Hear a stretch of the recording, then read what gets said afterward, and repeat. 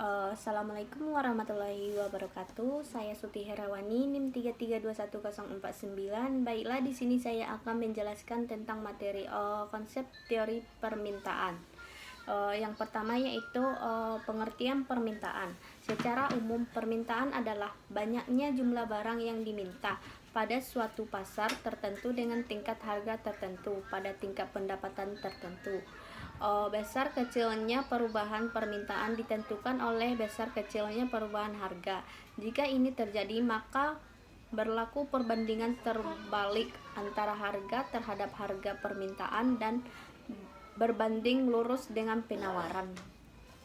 Sedangkan menurut Ibnu Taimiyah, permintaan suatu barang adalah hasrat terhadap suatu yang digambarkan dengan istilah raghab fil al-sai yang diartikan sebagai jumlah barang yang diminta.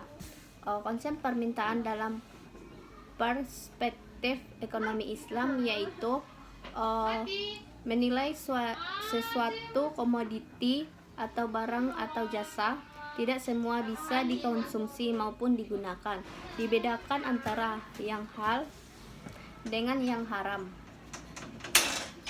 Oleh karena itu, dalam teori permintaan Islam membahas permintaan barang halal, sedangkan dalam permintaan konvensional semua komoditi dinilai sama bisa dikonsumsi dan digunakan.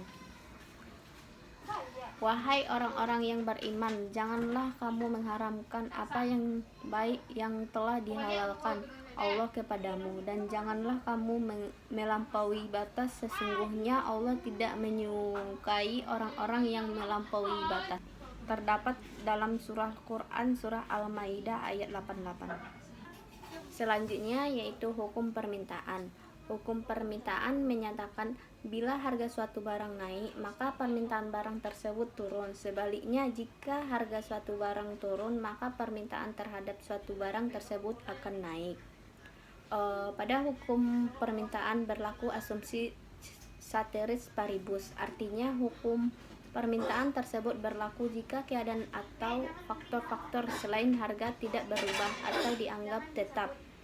Kemudian dalam hukum permintaan terhadap barang halal sama dengan permintaan dalam ekonomi pada umumnya, yaitu berbanding terbalik terhadap harga. Apabila harga naik, maka permintaan terhadap barang halal tersebut berkurang, dan sebaliknya dengan asumsi.